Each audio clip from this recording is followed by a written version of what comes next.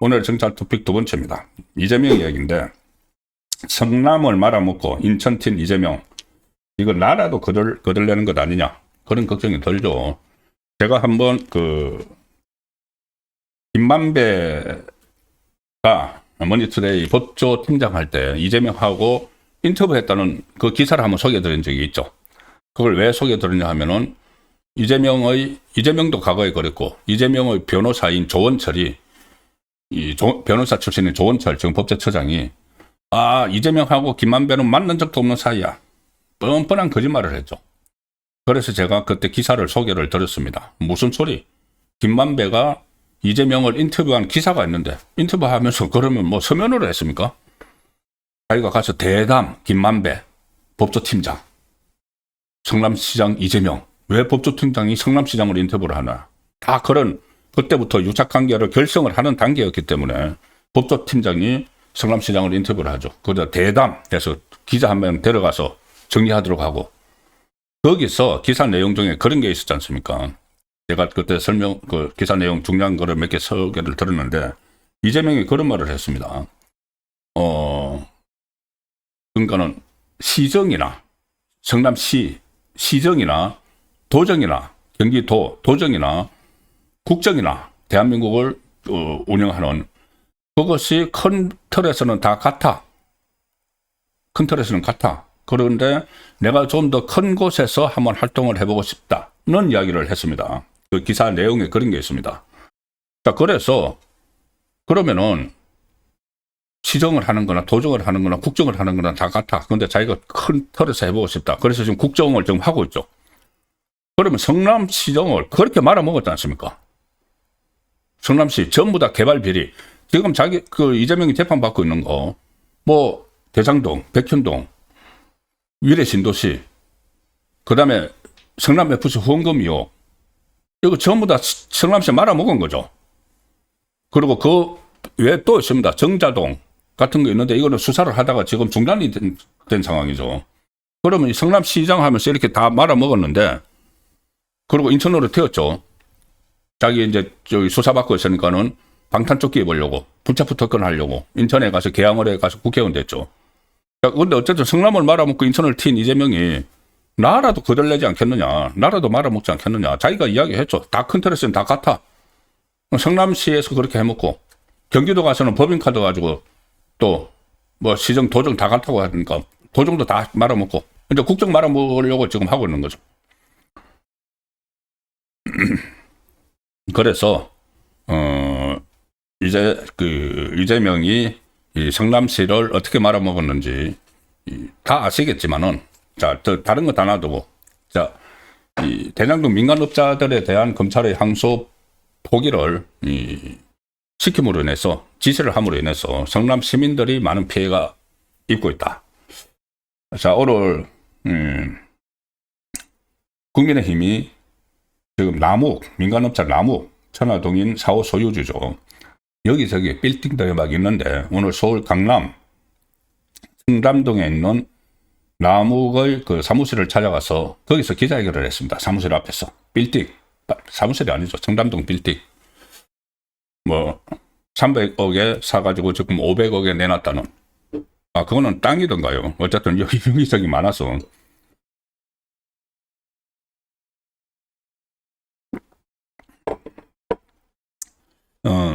남욱의 정남동 빌딩의 앞에서 기자회견을 열었는데, 거기서 이제 7,800억 원, 이 범죄 수익 환수를 촉구를 했습니다. 지금 검찰이 대장동 사건 항소 포기로 7,800억 원대의 범죄 수익 환수가 막혔다는 건데, 장동혁 대표가 이런 이야기를 합니다. 이 대장동 항소 포기는 법치를 파괴를 한 것이고, 사법 파괴를 넘어선 민생 파괴 범죄다. 항소 포기에 가담했던 범죄자들, 대통령이든 법무장관이든 차관이든 검찰총장 대행이든 그 누구라도 좀 7,800억 원을 토해내야 될 거 아니냐. 왜 토해내야 돼? 이것은 성남 시민들에게 가야 될 돈을 민간업자들에게 배분을 줬으니까 누군가는 그걸 토해내야지. 이거 남욱하고 김만배가 못 받게 지금 돼버렸으니까는 누가 이거 책임질 거냐는 겁니다. 장동혁 대표 이렇게 이야기합니다. 남욱은 이 수백억 원대 건물 외에도 수백억 원대 토지도 소유하고 있다. 지하철 8호선 판교 연장선 건설에 5천억 원이 들어가는데 항소 포기로 날아간 7,400억 원이면은 91만 성남 시민 전체에게 이재명이 그렇게 좋아하는 소비 쿠폰을 86만 원씩 지급할 수 있는 돈이다. 계산을 해보니까 성남 시민이 91만 명이라고 합니다. 91만 명인데 이 7,400억 원 이 민간업자들에게 날아간 돈을 그거를 환수해서 이재명이 좋아하는 소비 쿠폰 형태로 나눠주면은 성남 시민 1인당 86만 원씩 가질 수 있는 돈이다. 1인당 86만 원. 91만 명. 그걸 한 사람, 두 사람이 다 가져가 버린 겁니다. 그러면 이것을 다르게 이야기하면은 원래 성남 시민들에게 돌아가야 될 1인당 86만 원씩 돌아가야 될 돈을 성남시장을 했던 이재명이 주도를 해서 민간업자들에게 다 줘버린 것이죠. 그러니까 성남시 말아먹은 겁니다. 장동혁 대표, 단순히 범죄자를 비호한 게 아니라 7,800억 원이라는 민생에 써야 할 돈을 범죄자들에게 돌려준 심각한 범죄다. 그런데 검찰은 지금 대장동 범죄자 일당이 추징보전 해제해달라는 것에 대해 적절한 방법을 찾고 있다고 하는데 이거는 국민을 두 번 분노하게 하는 것이다. 자, 이 상황에서 지금 대장동 업자들이 지금 계속 남욱을 필두로 해서 김만배 또 정영학 이 사람들이 동결되어 있는 추징보증금으로 묶여있는 이거 해제해달라고 막 요구를 하고 있고 땅을 팔려고 내놓고 지금 난리도 아닙니다.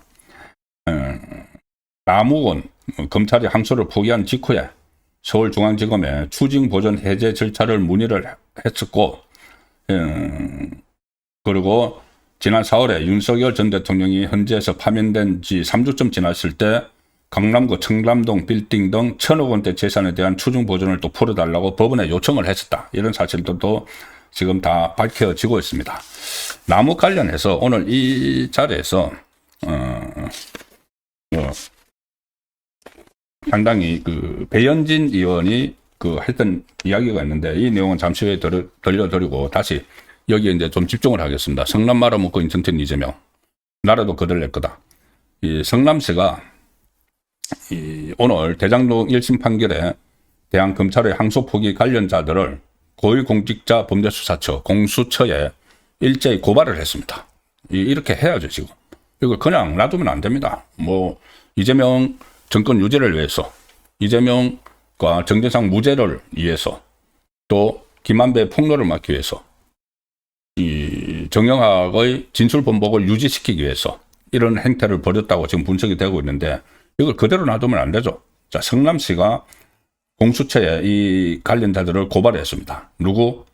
정성호 법무부 장관, 이진수 법무부 차관, 노만석 달아난 검찰총장 직무대행, 정진우 서울중앙지검장 고발을 했습니다.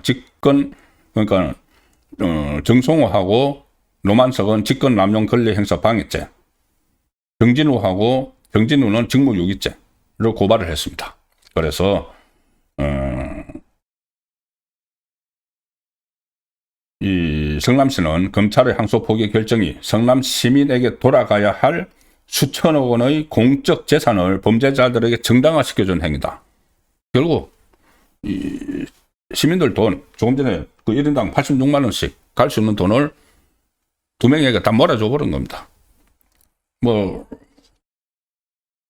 김만배, 남욱, 정영학까지 하면 3명이네요. 3명에게 다 몰아줘 버린 겁니다. 그래서 성남 시민의 공적 재산 환수 권리를 조직적으로 방해했다. 그래서 공수처에 고발을 했습니다. 자, 1심 재판부는 대장동 일당에 대해 핵심 혐의 대부분을 무죄로 판단하고 검찰이 공소 제기한 범죄 수익 7,886억 원 중에서 473억 원만 추징으로 인정을 했는데 이것은 성남도시개발공사 피해액 4,895억 원의 10분의 1, 사전에 확보된 추징 보조액 2,070억 원의 약 5분의 1에 불과하다. 자, 그래서 검찰이 항소하지 않은 것은 위법이라고 해서 지금 고발을 했습니다. 신상진 성남시장, 지금 국민의힘 소속이 성남시장이죠. 신상진 시장 고발장을 접수시킨 후에 이번 고발은 성남 시민에게 돌아가야 할 천문학적 개발 이익을 범죄자들에게 사실상 면접으로 돌린 사태를 바로잡기 위한 것이다. 이렇게 분명한 입장을 밝혔습니다. 자, 제가 그 이야기를 지금 드리고 있죠. 성남 말아먹은 이재명, 지금 나라도 거들내게 생겼다. 지금 곳곳에서 아우성입니다. 일단 코스피 뭐 다른 거는 다 못해도 우리가 코스피는 잘하고 있다. 주가는 계속 올리고 있다. 그래서 코스피 5천 시대를 연다 하고 했는데 지금 코스피가 완전히 널뛰기를 하고 있습니다. 오늘 4천 무너져서 다시 무너져서 3,929로 마감을 했는데 장중에 3,900선도 붕괴가 됐었습니다. 지금 이재명 정부에서 그런 이야기 했죠. 빚내서 집 못 사니까는 빚내서 집 못 살도록 만들어놨으니까는 빚내서 주식 투자를 하면 된다. 주식 투자 그러니까 B2 다 끌어모아서 주식 투자하면 된다. 이런 식의 지금 이야기를 했는데 지금 그렇게 했던 사람들이 지금 다 망하고 있습니다. 코스피가 이렇게 일단은 2,600선에서 400선으로 좀 올랐었죠. 그 와중에도 매월 10,000명이 넘는 개미 투자자들이 주가 하락으로 수백억 원대 주식 강제 매각을 당하고 있다. 그래서 이런 상황이 계속 확산이 되고 있고 지금 빚내서 투자하는 개미들에게 반대 매매가 있죠. 반대 매매. 그 피해가 지금 다 돌아가고 있다. 반대 매매라는 것은 투자자가 이제 주식을 담보로 돈을 빌렸는데 주가가 떨어져서 담보 가치가 일정 수준 이하가 되면은 증권사들이 이것을 그냥 헐값에 강제 매각해버리는 거죠. 자, 그걸 지금 빚을 내서 투자를 한 개미들이 손해를 보고 있습니다. 이거 자세히 살펴보면은, 그러니까는 어떤 대형주를 주도로 이렇게 다 주가 코스피가 올라갔다 내려갔다고 하는데 그 사이에 낀 개미들은 빚을 내서 투자한 사람들은 지금 상당히 곤란한 지경으로 지금 가고 있습니다. 이재명이 유일하게 자기들이 잘했다고 막 자랑을 하는 코스피가 이런 상황이죠. 그리고 이것뿐이 아니고 또 환율이 지금 엄청나게 널뛰기를 해서 여러 산업에 큰 그림자를 데려오고 있는데 자, 그 중에서 지금 제가 한 2차례 전해드렸죠. 철강. 자, 포항의 주력 산업인 철강에 대해서는 이번에 미국하고 관세 협상 테이블에 안 올렸습니다. 미국이 50% 관세, EU도 50% 관세. 그래서 제가 이강덕 포항시장이 그때 백악관 가서 1인 시위를 하는 사진도 보여드렸죠. 자, 그게 이제 굶고 굶어서 오늘 조선일보가 1, 2, 3면을 통틀어서 이 내용을 심각성을 보도를 했습니다. 이 철강에 대해서 거의 우리나라 기간 산업의 하나죠. 그런데 이재명 정권에서 이것은 아예 그냥 외면을 해버렸습니다. 조선일보는 일면이 산업도시가 무너진다 해서 폐공장, 고철값도 못 건져서 철거조차 못한다. 지금 포항의 이런 상황들이 오늘 조선일보에 대대적으로 보도가 됐습니다. 그리고 이면에는 하청 노동자들은 목장갑 빨아쓰고 직업 속에서 사장은 알바틴다. 사라진 일자리, 파괴해진 살림. 포항이 지금 이렇게 무너져 가고 있습니다. 자, 혈관 간섭 50%, 트럼프의 로비 생각할 만큼 절박하다. 이게 뭐냐면은, 이재명이 이거를 협상에서 빼버렸기 때문에 포항시 차원에서 트럼프에 가서 로비를 지금 해야 되는 것 아닌가. 오늘 이강덕 시장이, 조선일보에 이런 이야기를 했습니다. 여러 가지 어려운 상황을 다 제가 일일이 설명을 드릴 수 없을 정도입니다. 이런 것도 있습니다. 중국은 공세를 취하고 미국은 관세를 매기고 팔수록 손해다. 80년 철강 강소기업도 두 손 들었다. 자, 이런 게 계속 넣어져. 정부가 키우는 태양광 철제 설비 31%가 중국산이다. 우리나라 그 철강이 아니고. 자, 이 상황에서 그 이강덕 시장이 조선일보에서 인터뷰에서 이렇게 이야기합니다. 앞으로 어떻게 할 계획이냐. 그러니까 정부는 미국과 관세 협상에서 철강이라는 이름을 협상 테이블에 올리지도 않았다. 철강이라는 이름은 올리지도 않았다. 책상 앞에서 각종 수치만 늘어놓았을 뿐이고 현실적인 대책도 내놓지 않고 있다.